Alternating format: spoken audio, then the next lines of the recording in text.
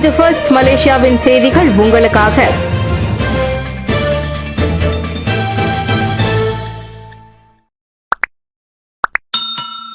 மத்திய அரசாங்கத்தின் கடன் 50 பில்லியன் ரிங்கிட் உயர்ந்து 1.3 டிரில்லியனாக பதிவு. மார்ச் மாத இறுதி வரைக்குமான நிலவரப்படி மலேசியாவின் மொத்த கடன் 1.3 டிரில்லியன் ரிங்கிட்டுக்கு உயர்ந்துள்ளது. பொது மேம்பாட்டு செலவினங்களுக்கு நிதி அளிப்பதற்கான தொடர்ச்சியான நிதி பற்றாக்குறையால் இந்த உயர்வு உந்தப்பட்டுள்ளதாக நிதித்துறை துணை அமைச்சர் லிம் ஹூ இங் தெரிவித்தார். கடந்த ஆண்டு இறுதியில் கடன் சுமை 1.25 டிரில்லியன் ரிங்கிட்டாக இருந்தது. இந்நிலையில் உள்கட்டமைப்பு வசதி, கல்வி, சுகாதாரம் மற்றும் சமூக பாதுகாப்பு திட்டங்கள் உள்ளிட்ட வியூக மேம்பாட்டு செலவினங்களை மேற்கொண்டதால் இந்த 50 பில்லியன் ரிங்கிட் கடன் சுமை அதிகரித்துள்ளதாக மக்களவையில் அவர் சொன்னார். நிதி பற்றாக்குறை 2022ஆம் ஆண்டில் ஜிடிபி எனப்படும் மொத்த உள்நாட்டு உற்பத்தியில் 5.5 விழுக்காட்டிலிருந்து கடந்த 4.1 விழுக்காடாக குறைந்தது. இவ்வாண்டில் 3.8 விழுக்காட்டுக்கு அது மேலும் குறையும் என எதிர்பார்க்கப்படுவதாக அவர் கூறினார். கட்டாயமாக்கப்படும் இடைநிலை பள்ளி கல்வி சட்டத்திருத்த மசோதாவை சமர்ப்பித்த துணை கல்வி அமைச்சர். மலேசியாவில் இடைநிலை பள்ளி கல்வியை கட்டாயமாக்கும் நோக்கில் தேசிய கல்வி சட்டத்திருத்த மசோதா திங்கட்கிழமை நாடாளுமன்றத்தில் துணை கல்வி அமைச்சர் வாங்காவோ சமர்ப்பித்துள்ளார். இந்த மசோதா 1996 கல்வி சட்டத்தில் இருக்கும் கட்டாய கல்வி வரையறை கொள்கையில் இடைநிலை பள்ளி கல்வியை சேர்க்கும் வகையில் திருத்த முயல்கிறது என்று அவர் குறிப்பிட்டார்.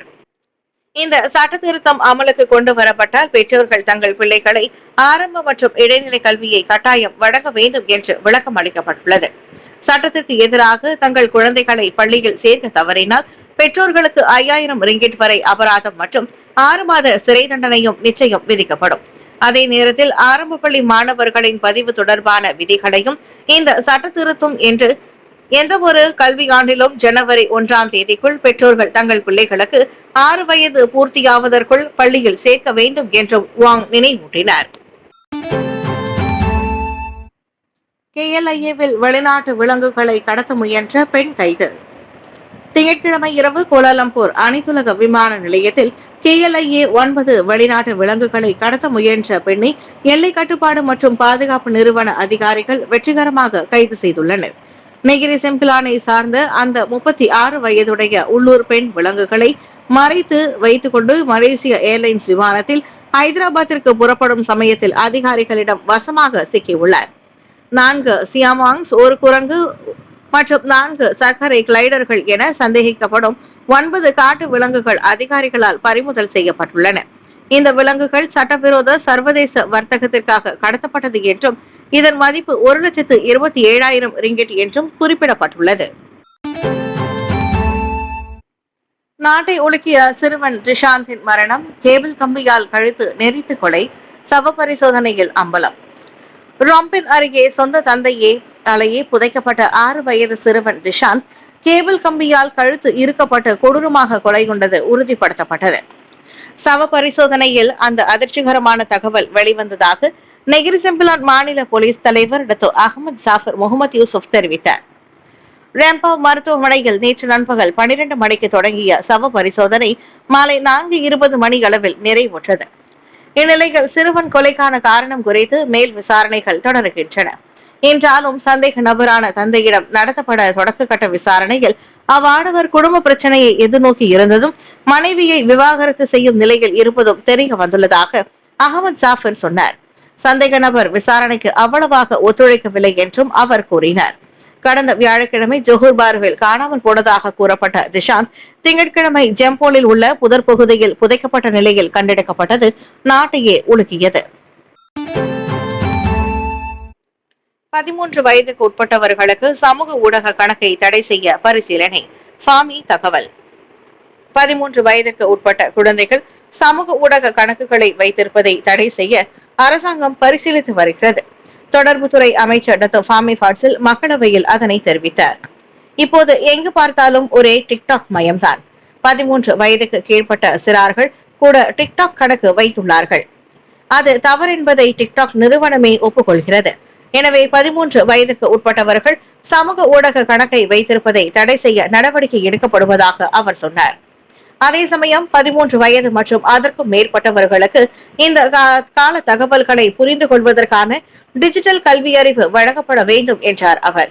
இவ்வேளையில் குழந்தைகள் மற்றும் சிறார்களை உட்படுத்திய 1443 ஆபாச உள்ளடக்கங்கள் நீக்கப்பட்டுள்ள தகவலையும் அவர் வெளியிட்டார். பத்துமலை ஸ்ரீ துர்கை அம்மன் ஆலயத்தில் ஆகஸ்ட் 1, 2, 3 தேதிகளில் மகா சண்டி ஹோமம் கலந்து கொள்ள பக்தர்களுக்கு அழைப்பு. எதிர்வரும் ஆகஸ்ட் 1ஆம் தேதி முதல் 3ஆம் தேதி வரை பத்துமலை வளாகத்தில் அமைந்திருக்கும் ஸ்ரீ துர்கை அம்மன் ஆலயத்தில் மகா சண்டி ஹோமம் விழா மிக விமர்சையாக நடைபெற உள்ளது என்று கோலாலம்பூர் ஸ்ரீ மகா மாரியம்மன் தேவஸ்தானத்தின் தலைவர் தான் ஸ்ரீ நடராஜா தெரிவித்துள்ளார். துர்கை ஆலய வழிபாட்டின் முக்கிய அம்சமான இந்த சண்டி ஹோமம் கடந்த ஆண்டு துர்கை அம்மன் ஆலய கும்பாபிஷேக விழாவிற்கு பிறகு 48வது மண்டல நாளன்று நடைபெற்றது குறிப்பிடத்தக்கது. மலேசியாவில் நடைபெறும் இந்த மிகப்பெரிய சண்டி ஹோமத்தில் பக்த மெய்யன்பர்கள் கலந்து சிறப்பிக்க வேண்டும் என்று தான் ஸ்ரீ நடராஜா கேட்டுக் கொண்டுள்ளார். இந்நிலையில் ஆகஸ்ட் 25 மற்றும் 26 ஆகிய 2 தேதிகளில் கோட்டுமலை பிள்ளையார் ஆலயத்தில் விநாயகர் சதுர்த்தி பெருவிழா மிகப்பெரிய அளவில் நடைபெறவிருப்பதாகவும் அவர் குறிப்பிட்டார். தொடர்ந்து பேசிய அவர் நவம்பரில் கும்பாபிஷேக விழா நடைபெறும் என்றும் அதற்கான தேதி விரைவில் அறிவிக்கப்படும் என்றும் கூறினார். இதனிடையே ஆலயங்களில் நடைபெறவிருக்கும் முக்கிய விழாக்களில் பக்த மெய்யன்பர்கள் தவறாது கலந்து கொள்ள வேண்டும் எனவும் தான் ஸ்ரீ கேட்டுக் கொண்டுள்ளார். மஸ்ஜித் இந்தியாவில் வாடிக்கையாளர்கள் போல் பாசாங்கு ஜம்பம் பலிக்காமல் கொத்தாக அள்ளி செல்லப்பட்ட வெளிநாட்டவர்கள். தலைநகர் ஜாலான் மஸ்ஜித் இந்தியாவில் குடிநுழைவுத்துறை நேற்று நடத்திய அதிரடி சோதனையில் 171 வெளிநாட்டவர்கள் கைதாகினர். முறையான ஆவணங்கள் இன்றி தொழிலாளர்கள் வேலைக்கு அமர்த்தப்பட்டிருப்பதாக பொதுமக்களிடம் இருந்து புகார் கிடைத்திருப்பதை அடுத்து அச்சோதனை மேற்கொள்ளப்பட்டது. நண்பகல் 12 மணிக்கு அதிகாரிகள் வந்தபோது அவர்களில் பலர் பரிசோதனைகளுக்கு எதிர்ப்பு தெரிவித்ததோடு சிலர் பொருட்களை வாங்கும் வாடிக்கையாளர்கள் போல் பாசாங்கு செய்தனர். சிலர் ஆவேசமாக நடந்து கொண்டதோடு அமலாக்க அதிகாரிகளையும் சிரமூட்டியும் தப்பி ஓடவும் முயன்றனர். இப்போது கனமழை பெய்து அமலாக்க நடவடிக்கைக்கு கூடுதல் சவாலாக அமைந்தது. ஆனால் புத்ரஜயாவிலிருந்து 160 அதிகாரிகள் பலத்தோடு வந்திருந்த குடிநுழைவு துறையிடம் அவர்கள் ஜம்பம் பலிக்கவில்லை. மொத்தமாக 14 கடைகளும் 758 வெளிநாட்டவர்களும் சோதனையிடப்பட்டதில் பல்வேறு குடிநுழைவு குற்றங்களை புரிந்த 171 பேர் கைது செய்யப்பட்டனர். அவர்கள் இந்தியா, வங்காளதேசம் மற்றும் இந்தோனேசியா நாட்டவர்கள் ஆவர். Miss and Mister Grand C World 2025 வெற்றியாளர்களுக்கு பாராட்டு விழா. திங்கட்கிழமை பங்சார் இந்தியா கேட் உணவகத்தில் Miss and Mister Grand C World 2025 போட்டியில் மலேசிய வெற்றியாளர்களை கொண்டாடும் வகையில் பாராட்டு விழா ஒன்று மிக சிறப்பாக நடைபெற்றது.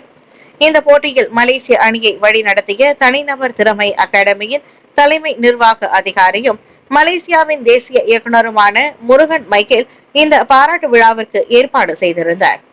மஜ்லிஸ் கெபுதாயான் மற்றும் வாரிசான் நுசுந்தராவின் துணைத் தலைவர் Dato' Sri doctor Sugunthan, golden empire மீடியாவின் மலேசிய தலைமை நிர்வாக அதிகாரி மற்றும் நிறுவனர் Kalaimamani Mahendran Natarajah, Mrs grand C world 2024 வெற்றியாளர் குவீன் ஜெயா பாரதி மற்றும் MSK பிலிம் புரொடக்ஷன் நிறுவனத்தின் திரைப்பட தயாரிப்பாளர் கே செல்வமரி ஆகியோர் இந்த நிகழ்வில் கலந்து சிறப்பித்தனர்.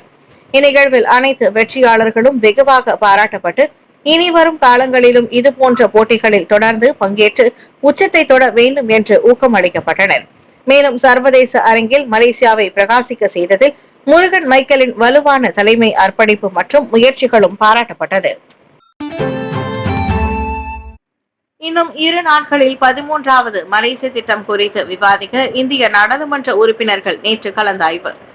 இன்னும் 2 நாட்களில் 13வது மலேசிய திட்டம் தாக்கல் செய்யப்படவிருக்கும் நிலையில் பல கட்சிகளை சேர்ந்த இந்திய நாடாளுமன்ற உறுப்பினர்கள் நேற்று முக்கிய சந்திப்பொன்றை நடத்தினர்.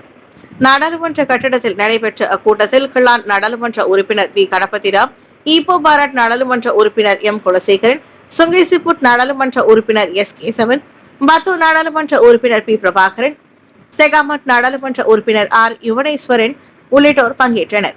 இந்திய சமூகத்தின் அழுத்தமான பிரச்சனைகளை தீர்க்க இந்த 5 ஆண்டு காலத்திட்டத்தில் ஒரு தீர்க்கமான திட்ட வரைவு இருக்க வேண்டும் என கூட்டத்தில் வலியுறுத்தப்பட்டதாக கணபதிராவ் தெரிவித்தார்.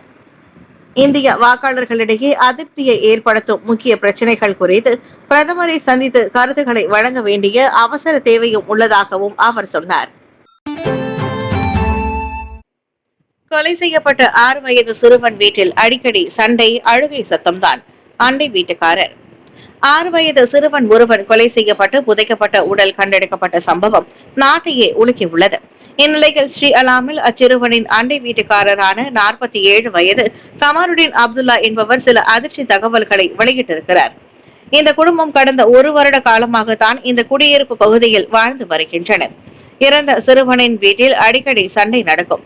அதைத் தொடர்ந்து அச்சிறுவனின் அழுகுரல் கேட்கும். அவர்களது வீட்டில் சண்டை சத்தம் சுற்றில் இருக்கும் அனைத்து வீடுகள் வரை கேட்கும் என்றே சொல்லலாம். அச்சிறுவனின் குடும்பம் யாரிடமும் அதிக பழக்க மாட்டார்கள். அவசியம் இருப்பின் தவிர மற்றபடி அச்சிறுவனின் தந்தை அக்கம் பக்கத்தில் இருப்பவர்களிடம் பேச மாட்டார். அவர்களை அடிக்கடி வெளியே பார்க்கவும் முடியாது. அப்படி பார்த்தால் தனித்தனியாக தவிர ஒன்றாக அல்ல. அச்சிறுவனை பார்த்தே சில வாரங்கள் ஆகிவிட்டன என அவர் கூறியுள்ளார். 6 ஆண்டுகளுக்கு முன்பு முதலாளியின் மெத்தையை திருட முயன்ற நபரை தாக்கிய நபருக்கு 2000 ரிங்கிட் அபராதம். கடந்த 6 ஆண்டுகளுக்கு முன்பு தனது முதலாளிக்கு சொந்தமான மெத்தையை திருட முயன்ற நபரை தாக்கிய குற்றத்தை ஒப்புக்கொண்ட ஆடவருக்கு நீதிமன்றம் 2000 ரிங்கிட் அபராதத்தை விதித்துள்ளது. நீதிமன்றத்தில் குற்றச்சாட்டுகள் வாசிக்கப்பட்ட போது 38 வயதான கார்த்திகேஷு அக்குற்றத்தை ஒப்புக்கொண்டுள்ளார். கடந்த 2019ஆம் ஆண்டு ஜாலான் பக்ரியில் உள்ள வீடொன்றில் ஆடவர் ஒருவருக்கு வேண்டுமென்றே காயம் ஏற்படுத்திய குற்றத்தில் சந்தேக நபர் மீது வழக்கு பதிவு செய்யப்பட்டுள்ளது. பாதிக்கப்பட்டவர் வீட்டிற்கு வெளியே வைத்திருந்த மெத்தையை திருட முயன்ற போது சந்தேக நபர் அவரை தாக்கி உடல் ரீதியான காயங்கள் ஏற்படுத்தியது பின்பு விசாரணையில் தெரிய வந்துள்ளது. ஆகஸ்ட் 31 தொடங்கி சாரா 100 ரிங்கிட் செலவிட மை கார்டை பயன்படுத்தலாம். பிரதமர் அன்வார் இப்ராஹிம் கடந்த வாரம் அறிவித்த 100 ரிங்கிட் அடிப்படை ரஹ்மா நன்கொடை திட்டத்தின் மூலம் ஆகஸ்ட் 31ஆம் தேதி முதல் மக்கள் பொருட்களை வாங்கிக் கொள்ளலாம். ஒரு முறைக்கான இந்த உதவித்தொகை தானாகவே பெறுநரின் மை கார்டில் வரவு வைக்கப்படும். இதனால் அவர்கள் 90,000க்கும் மேற்பட்ட அத்தியாவசிய பொருட்களை ரொக்கமின்றி வாங்க முடியும். 22 மில்லியன் மக்களுக்கு பயனளிக்கும் என்று எதிர்பார்க்கப்படும் இந்த உதவிக்காக 2 பில்லியன் ரிங்கிட் ஒதுக்கப்பட்டுள்ளது. மேலும் முதல் முறையாக வருமான நிலை அல்லது குடும்ப வருமானத்தின் வகையை பொருட்படுத்தாமல் 18 வயது மற்றும் அதற்கும் மேற்பட்ட அனைவருக்கும் இந்த உதவி வழங்கப்படுகிறது. மைடின், லோட்டஸ், என்கோப் சேஃப் மற்றும் 99 ஸ்பீட்மார்ட் போன்ற முக்கிய பல்பொருள் விற்பனை மையங்கள் மற்றும் நாடு முழுவதும் உள்ள சில்லறை விற்பனை கடைகள் உட்பட 4100க்கும் மேற்பட்ட கடைகளில் டிசம்பர் 31 வரை அடிப்படை பொருட்களை வாங்கலாம்.